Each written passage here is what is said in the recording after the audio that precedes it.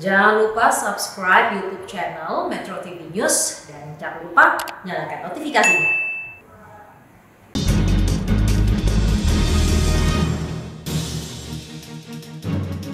Anda kembali di Editorial Media Indonesia. Kita masih membahas soal maklumat Kapolri melindungi rakyat. Mas Kohar, apa pentingnya dikeluarkan maklumat ini? Karena sudah ada surat keputusan sampai harus dikeluarkan maklumat Kapolri ini. Maklumat itu akan menandakan bahwa negara hadir. Negara hadir untuk melindungi rakyat, negara hadir untuk membuat ketertiban, negara hadir untuk menegakkan keadilan. Kenapa? Substansi dari dikeluarkannya undang-undang atau aturan, peraturan, itu kan sebetulnya utamanya di dua. Justice and order, yaitu keadilan dan ketertiban. Keadilan itu berarti merata bagi semuanya. Bukan hanya buat kelompok tertentu saja. Bukan hanya untuk orang per orang. Tetapi juga harus adil kepada orang-orang yang selama ini misalnya merasa terancam. Orang yang selama ini merasa terteror, orang yang selama ini merasa terusik atas kehadiran kelompok-kelompok tertentu yang nyata-nyata membuat ujaran kebencian, membuat provokasi, membuat mereka tidak nyaman, membuat mereka ketika berusaha itu menjadi ketakutan karena selalu dianggap bahwa usahanya itu tidak halal dan seterusnya. Nah, hal-hal semacam ini harus dilindungi dan negara harus hadir. Tidak boleh orang misalnya tiba-tiba gagal ke bandara sekian jam hanya karena ada penutupan sebagian jalan oleh ormas tertentu. Waktu itu FPI ketika menyambut kedatangan Muhammad Rizik Syihab. Nah, kalau itu dibiarkan dan negara abai, artinya berarti negara tidak melindungi yang lain. Negara hanya perhatian pada sekelompok tertentu. Nah, SKB ini dikeluarkan sebagai wujud nyata bahwa negara sudah hadir. Hadir dalam rangka apa? Ya untuk melindungi rakyatnya. Nah, maklumat ini untuk memastikan bahwa penegak hukum itu tegak lurus Tadi terhadap aturan. Jangan miring-miring gitu. Jangan miring-miring. Jangan masuk angin gitu loh. Kenapa? Karena kalau tidak ada maklumat, maka akan ada perdebatan lagi. Bahwa oh ini hukum diterbitkan karena kekuasaan sekarang misalnya membenci kelompok A, kelompok B, membenci agama tertentu. Nah, ada dugaan-dugaan itu harus diluruskan, tegak lurus, tidak boleh ada aparat penegak hukum yang kemudian menyimpang dari aturan yang sudah dibuat. Berarti kita cukup lama masuk angin dong, Mas Kohar? Ya kan kalau kita saksikan ada beberapa ujaran kebencian yang masif terjadi di media sosial terutama. Kemudian orang dengan gampangnya mengafirkan orang lain. Dengan gampangnya orang menuduh bahwa kalian kafir karena kalian tidak masuk dalam golonganku, kan kira-kira begitu. Nah, ketika takfir ini saling mengafirkan atau mengafirkan kelompok lain yang tidak berbeda ini terus dibiarkan dan terstruktur, masif, sistematis di media sosial, maka ini akan mempengaruhi psikologis warga, psikologis masyarakat. Mereka yang minoritas merasa terancam, ketakutan, tidak berani, karena sekali berbeda maka dianggap langsung kafir dan karena itu boleh diganggu atau boleh diusir bahkan kan gitu. Jadi hukum tertinggi sepertinya kemudian bukan undang-undang. Hukum tertinggi adalah apa yang dikatakan oleh kelompok tersebut. Ketika kelompok tersebut yang sangat ekstrim itu mengatakan A, ya berarti A itu harus dikerjakan. Nah, padahal kan tidak seperti itu. Ini yang seringkali terjadi salah kaprah. Perbedaan pendapat seperti tidak mendapatkan ruang. Orang beragam itu dianggap tidak baik. Semuanya harus seragam. Padahal kan fitrah manusia kan beragam. Mereka tidak mungkin seragam. Orang yang kembar saja juga tidak mungkin sama persis 100%. Pikirannya berbeda, otaknya berbeda, fisiknya pun sedikit ada perbedaan pasti kan. Karena itu tidak mungkin menyamakan segala sesuatunya secara bulat utuh. Itu kan berarti mengingkari sunatullah, mengingkari takdir Tuhan untuk bahwa manusia memang diciptakan berbeda, tujuannya adalah untuk saling mengenal, untuk saling bersilaturahim, untuk saling berbuat kebaikan, bahu-membahu, gotong royong, bukan saling menebar kebencian. Tadi Mas Kohar menyebutkan ada beberapa masyarakat yang selama ini terdampak tapi tidak punya suara, hanya bisa diam saja. Artinya sudah bisa merasa sedikit lebih tenang sekarang dengan keluarnya suara kan kalau kita dengan maklumat ini? Ya, kita lihat dari beberapa suara lah di netizen, di media sosial, kemudian masyarakat yang secara langsung sekarang berani mengatakan bahwa negara sudah hadir. Paling simpel saja lah, ada karangan bunga. Kita saksikan apa yang terjadi ketika waktu itu misalnya Pangdam Jaya melakukan penurunan atribut-atribut. Besoknya ratusan karangan bunga datang. Ketika Kapolda Metro Jaya, Irjen Fadil Imran, melakukan berbagai macam tindakan, pemanggilan, karena pemimpin FPI melakukan pelanggaran terhadap hukum, diduga melakukan pelanggaran terhadap hukum, kita saksikan di markas Polda Metro Jaya, itu juga berderet karangan bunga. Bahkan ketika Polri mengeluarkan maklumat, itu juga ada kebanjiran karangan bunga. Dan banyak sekali di media sosial kita saksikan suara-suara yang mendukung, suara-suara yang simpatik terhadap ini. Bahwa ada yang mengkritik maklumat ini jelas, kebijakan ini jelas. Komunitas pers misalnya mengkritik itu, menganggap ada pasal yang harus dicabut, pasal 2D karena dianggap mengganggu kebebasan kaum jurnalis ya, para jurnalis seperti kita ini untuk mengakses berita. Padahal tidak.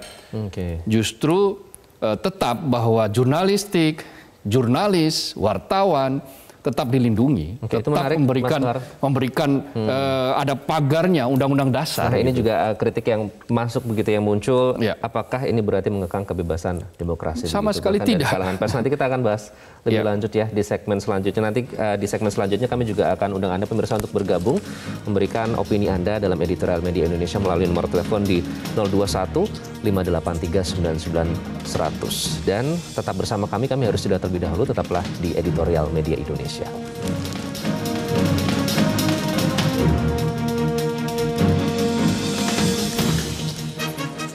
Anda kembali di editorial Media Indonesia, pemirsa masih membahas soal maklumat Kapolri melindungi rakyat. Kita sudah ada beberapa penelpon yang sudah bergabung bersama editorial Media Indonesia. Kita akan langsung undang melalui sambungan telepon.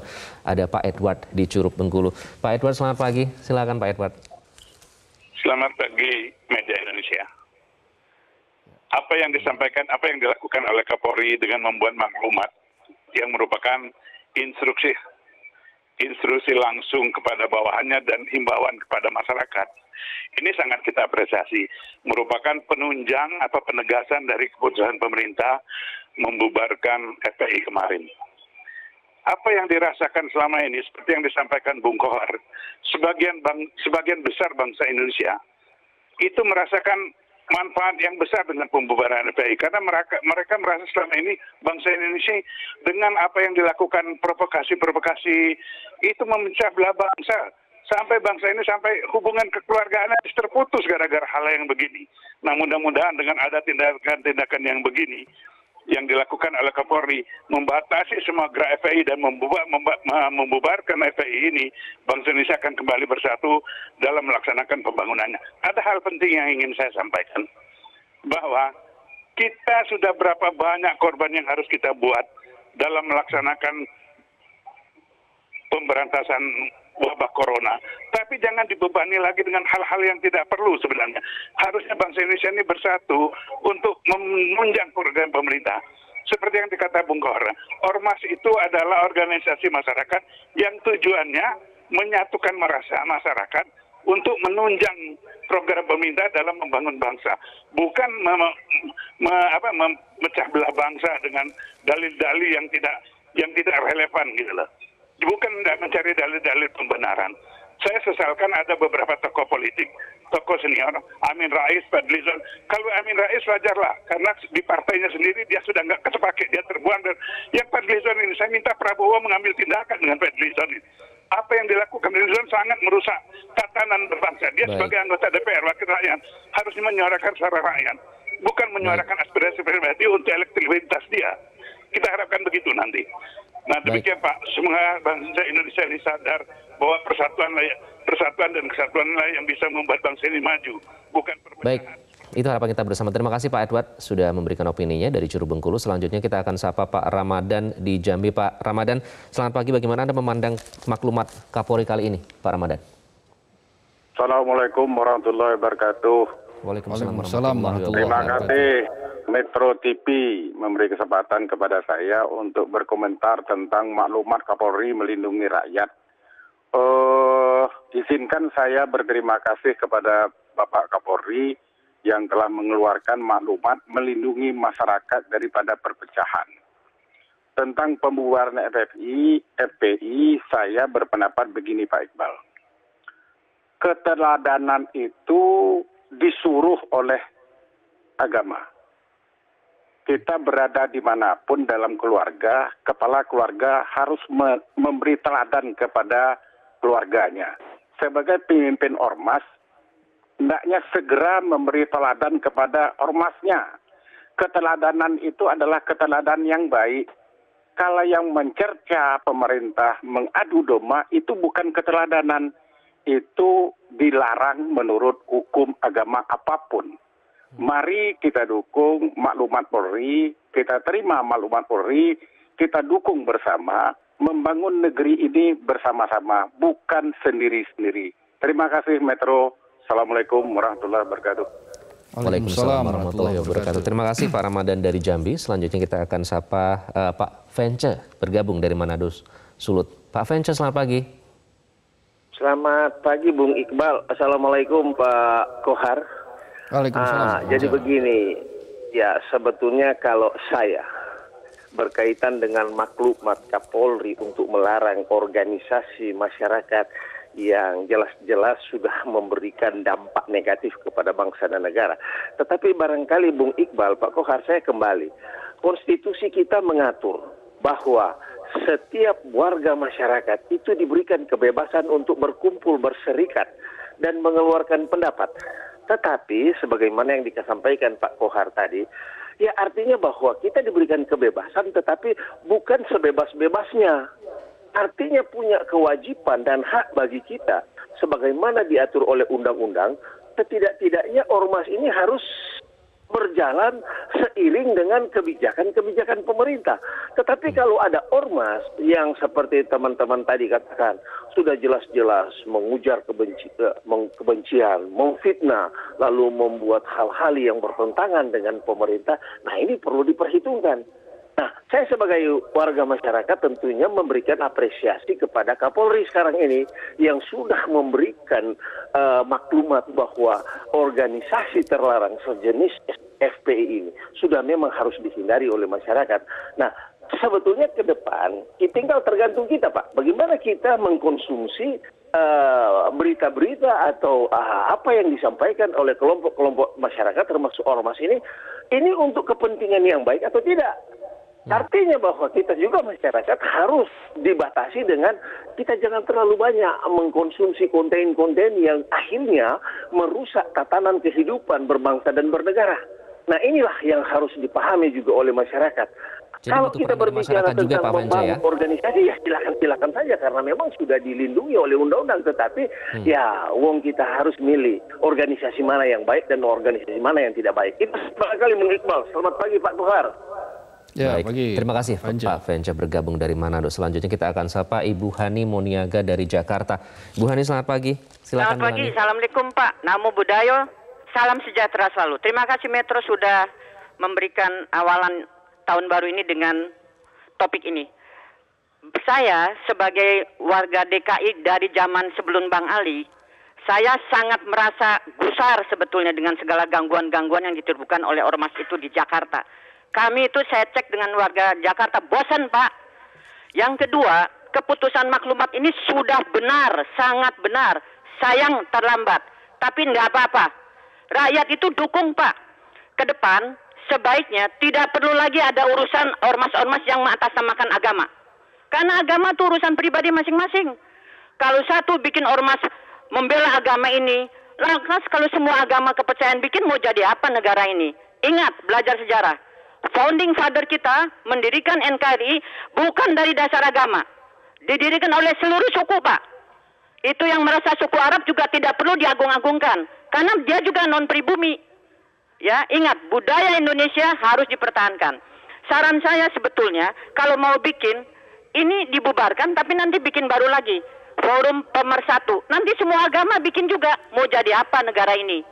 Kalau mau bikinlah forum anti pengangguran Indonesia. Itu baru benar, Pak. Jadi Baik, terima kasih Bu Hani Moniaga sudah memberikan opininya dalam editorial Media Indonesia kali ini terkait dengan maklumat Kapolri. Keempatnya ini memberikan apresiasi buat Kapolri ya, Mas Kohar ya. Ini artinya sudah satu visi begitu terkait dengan pembubaran ini. Nah, kemudian tadi Pak Edward bilang ini sudah pandemi, jangan ditambahi dengan urusan lain begitu. Sejatinya ormas itu ya harus melindungi masyarakat begitu kan. Tapi kenyataannya selama ini tidak. Gitu. Jadi kalau dari beberapa penelpon tadi, saya perlu memberikan catatan kepada Bu Hani Moniaga bahwa peran ormas keagamaan di dalam kemerdekaan Indonesia sangat besar. Itu juga tidak bisa kita elakkan. Kita juga tidak boleh menihilkan peran-peran seperti itu. Peran kaum agamawan, Ki Bagus Hadikusumo, Kiai Haji Wahid Hasyim, Kiai Haji Agus Salim di dalam merumuskan Pancasila itu juga tidak kecil, besar sekali. Peran Hadratus Syekh Kiai Haji Hasyim Asy'ari dan beberapa ulama-ulama ketika menyampaikan resolusi jihad melawan penjajah itu juga sangat besar bagi kemerdekaan. Betul. Artinya bahwa kalaupun kita tidak menyukai ormas dengan embel-embel keagamaan, bukan berarti semua ormas dengan embel-embel keagamaan itu tidak punya peran. Justru peran mereka sangat besar. Kita akan mengingkari sejarah kalau kita melakukan seperti itu. Bung Karno sendiri secara gamblang menyebutkan bahwa Indonesia dibentuk atas dasar beragam agama, termasuk diantaranya kaum Islam, kaum bangsawan, kata Bung Karno kan, dan dari suku-suku betul. Maka termasuk tadi yang disebut misalnya dari etnis, ada etnis Tionghoa, ada etnik Arab, yang kemudian keturunan Arab, yang waktu itu juga ikut berjuang memerdekakan Republik ini. Jadi peran-peran seperti itu juga harus kita akui. Tetapi ini sekali lagi ada ormas-ormas yang sebetulnya mereka ini jumlahnya bukan mayoritas. FPI itu kan tidak mayoritas. Ormas keagamaan yang paling besar di Indonesia apa? Nahdlatul Ulama. Kedua apa? Muhammadiyah. Nahdlatul Ulama dan Muhammadiyah ini kalau digabung itu sudah lebih dari separuh warga negara Indonesia. Lebih dari separuh umat Islam itu tergabung di situ. Tapi mereka sudah usianya 1 abad, misalnya Muhammadiyah lebih dari 1 abad, mereka tetap bisa kental dengan keindonesiaan, bisa hidup dalam keragaman, bisa bersilaturahim dengan kelompok dari etnik manapun, dengan agama manapun. Persatuan dan bukan mengoyak ya? Betul, bukan mengoyak-ngoyak persatuan kebinekaan. Jadi itu yang harus kita hindari ketika ada ormas, ada siapapun dia, embel-embel apapun ormas tersebut. Kalau dia itu menyimpang atau mengkhianati konsensus nasional, maka ya negara punya hak, negara punya diskresi untuk membubarkan, dan itu sudah ada di dalam undang-undang. Dan seharusnya memang tadi seperti kata Pak Ramadan menunjukkan keteladanan. Ini semua yang disebut oleh semua agama begitu. Nah, nanti kita akan bahas poin yang tadi disampaikan oleh Pak Afenca. Memang konstitusi menjamin kebebasan berserikat, tapi bukan sebebas-bebasnya begitu. Apa benar maklumat ini mengancam kebebasan berserikat? Kami akan kembali sesaat lagi. Tetaplah di editorial Media Indonesia.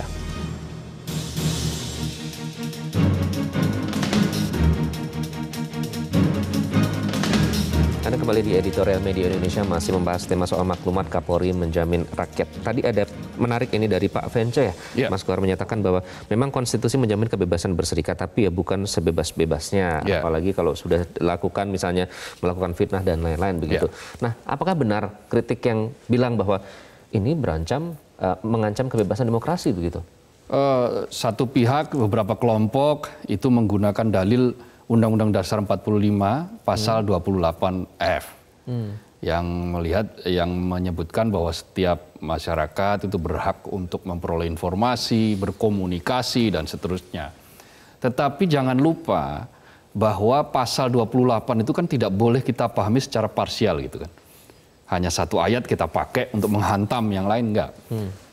Pasal 28 hasil amandemen yang dulunya cuma satu ayat itu kan kemudian banyak sekali dijelaskan, dan ayat 28 pasal 28J yang ini perlu saya bacakan, ayat 2-nya itu mengatakan begini. Dalam menjalankan hak dan kebebasannya, setiap orang wajib tunduk kepada pembatasan yang ditetapkan dengan undang-undang dengan maksud semata-mata untuk menjamin pengakuan serta penghormatan atas hak dan kebebasan orang lain. Jadi kebebasan orang untuk menggunakan haknya, hak berdemokrasi, hak berserikat, hak mengeluarkan pendapat, itu diatur, dibatasi oleh apa? Undang-undang yang ditetapkan. Nah, undang-undang kita kan menyebutkan bahwa silahkan ormas jalan selama dia tidak mengkhianati Pancasila. Dia tidak mengangkangi prinsip-prinsip kebinekaan. Dia tidak mengancam kelompok yang lain. Dalam hal ini apakah kelompok itu minoritas atau kelompok orang per orang. Nah, ketika beberapa larangan-larangan ini diterabas, larangan-larangan ini diterjang atas nama hak, atas nama kebebasan, ya dia akan berada dengan pagar yang lain. Apa itu? Undang-undang yang lain. Oh, berarti Anda sudah melanggar kesepakatan bersama, maka Anda ditindak. Nah, cara menindaknya sudah ada undang-undangnya pula, yaitu Undang-Undang Nomor 16 Tahun 2017. Ini yang undang-undang disahkan setelah Perpu Nomor 2 Tahun 2017. Perpu untuk apa? Perpu untuk mengganti Undang-Undang Nomor 17 Tahun 2013, Undang-Undang tentang Ormas. Kenapa Undang-Undang Ormas yang lama yang 2013 ini perlu dikeluarkan Perpu? Karena waktu itu untuk membubarkan ormas yang sudah jelas-jelas melanggar prinsip-prinsip konsensus kebangsaan, itu rumitnya minta ampun. Bahkan harus proses ke pengadilan, lalu kemudian dia harus diberikan peringatan dulu, dibukukan dulu, lalu kemudian itu alasan selama ini dibiarkan saja, Mas Kohar? Ya, sampai kemudian munculnya undang-undang baru, maka tidak ada jalan lain kan untuk membubarkan itu. Kalau negara tetap membubarkan, dia menyalahi undang-undang. Nah, dia bisa diimpeach. Tetapi dengan adanya undang-undang yang baru tahun 2017, Undang-Undang Nomor 16 Tahun 2017 sebagai pengesahan atas Perpu Nomor 2 Tahun 2017 tentang Ormas, maka sejak saat itu undang-undang ini yang berlaku. Apa itu? Ketika ada ormas yang nyata-nyata melakukan berbagai macam pelanggaran prinsip-prinsip konsensus-konsensus kenegaraan, sendi-sendi kenegaraan, maka negara punya diskresi untuk membubarkan mereka tanpa harus melalui pengadilan. Nah, undang-undangnya sudah ada. Ini berarti artinya sudah sesuai konstitusi sebenarnya kalau dari awal nyawanya begitu ya. Tapi tadi Bu Hani sebagai warga DKI kan juga bilang selama ini gusar, tapi akhirnya baru sekarang akhirnya benar-benar ditegakkan. Ya, ini kan hukumnya sebagai wujud bahwa negara melaksanakan, menunaikan janjinya. Apa itu? Untuk hadir. Hadir untuk apa? Untuk melindungi. Melindungi masyarakat, melindungi segelap tumpah darah. Dari apa? Dari keterceraiberaian. Kan masyarakat menghendaki kedamaian, persatuan dalam keragaman. Tetapi ketika ada kelompok, ada ormas yang memecah belah, yang justru kemudian dengan mudah menuduh yang lain telah melakukan kemungkaran, dan karena dia telah melakukan kemungkaran maka dia berhak untuk disikat meskipun kelompok ini bukan penegak hukum. Itu kan namanya berarti mengangkangi undang-undang. Oh, tadi dengan keteladanan yang salah kaprah begitu yang pemimpinnya. Karena begini, menggunakan embel-embel Islam. Islam itu defense. Islam itu bukan ofensif. Ketika dia tidak diserang, maka dia tidak akan menyerang. Karena apa? Islam itu sejatinya itu menebar rahmat. Dari namanya saja Islam kan keselamatan. Salam, menebar keselamatan, menebarkan rahmat. mengajak perdamaian. Tetapi kalau dia diserang, ya dia harus mempertahankan diri. Nah, mekanisme mempertahankan diri ini juga tidak boleh melampaui batas. Sudah jelas, aturannya, rule-nya itu sudah jelas. Kalau kemudian mempertahankan diri sudah cukup, dia bisa menguasai, bisa menaklukkan apa yang diserang itu tadi, ya sudah cukup. Tidak boleh melampaui batas. Itu perintah Tuhan dalam kitab suci. Dan itu sudah jelas-jelas ditegaskan. Karena itu apa yang dilakukan oleh berbagai kelompok, misalnya dengan mengatasnamakan Islam, tetapi dia menebar ancaman, menebar teror, memprovokasi, membuat situasi menjadi semakin panas. Itu artinya menyalahi prinsip-prinsip dasar di dalam berislam. Oke, Mas Kohar ini nanti akan bikin lagi ya, akan muncul lagi dengan nama yang lain begitu. Ya, nah, apa yang harus dijaga soal ini supaya nanti tetap berjalan sesuai dengan koridor dan tegak lurus tadi seperti prinsipnya kata adalah ada kebebasan orang untuk berserikat. Orang boleh mendirikan apa saja. Tadinya pembela diganti dengan persatuan atau apapun lah, perjuangan atau apapun, silakan saja. Tetapi selama dia tidak mendaftarkan diri ke negara, ke pemerintah, melalui Kementerian Hukum dan HAM, ya selama itu pula dia tidak memiliki legal standing. Dia tidak berhak untuk mengkritik, untuk melakukan apa, silahkan mengkritik, tetapi ya dia tidak punya kekuatan apapun. Karena tidak punya legal standing, tidak bisa menuntut. Nah, kenapa? Karena ya tidak mendaftarkan diri. Boleh mendaftarkan diri, tetapi kan ada seleksi di sana nanti. Apakah organisasi ini siap untuk memegang teguh prinsip-prinsip yang selama ini sudah dijadikan konsensus oleh bangsa ini. Apa itu Pancasila, Undang-Undang Dasar 45, NKRI, Bhinneka Tunggal Ika, keberagaman. Ini kan prinsip-prinsip dasar yang tidak boleh ditentang begitu saja, tidak boleh dikangkangi. Dan begitu dia melakukan tindakan yang menyalahi 4 prinsip ini, ya sudah, siap-siap mereka untuk dibubarkan lagi. Kalaupun kemudian membuat lagi, ya silakan. Pemerintah punya banyak mekanisme dan tidak semudah itu kita membuat, ya. Memang membuatnya mudah, tetapi kredibilitas itu kan bukan perkara gampang.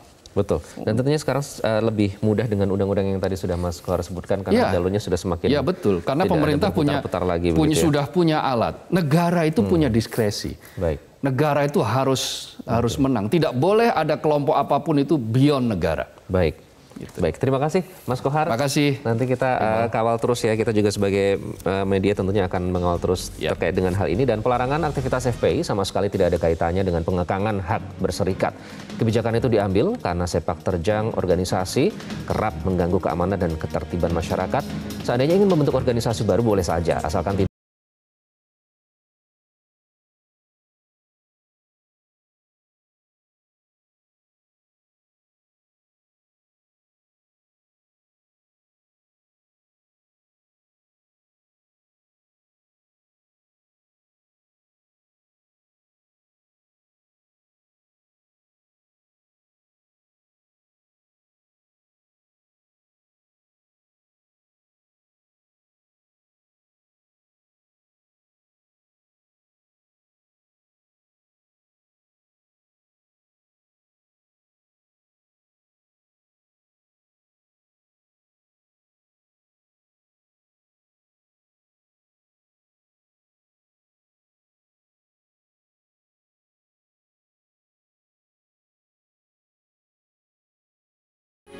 Metro TV